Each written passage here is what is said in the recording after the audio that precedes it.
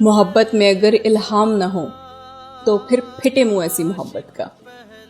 کسی اچھی یا نیک چیز کا خیال اگر آپ کے دل میں بغیر کسی ظاہری معنی یا لاجیکل ایکسپلینیشن کے ڈالا جائے تو اسے آپ الہام کہتے ہیں۔ کسی چیز کا علم اگر آپ پورے ہوش و حواس میں رہ کر حاصل کرتے ہیں تو اسے آپ سینشس پرسیپشن کہتے ہیں۔ مگر الہام وہ ہے جو غیب کی سمت سے یا رب کے ذریعے سے آپ کے دل میں ڈالا جاتا ہے۔ اور پھر ہم یہ بھی کہہ سکتے ہیں کہ جن دلوں کو الہام ہوتے ہیں وہ عشق میں مبتلا ہوتے ہیں۔ پھر لالا و گل کی نگری سے اٹھلاتی ہوئی آئی ہے صبا، اے اہل قفس چپ چاپ سنو، پھولوں کے تمہیں پیغام آئے۔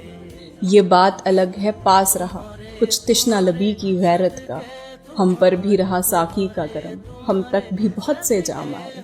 شب کتنی بوجھل بوجھل ہے، ہم تنہا تنہا بیٹھے ہیں، ایسے میں تمہاری یاد آئی جس طرح کوئی الہام آئے۔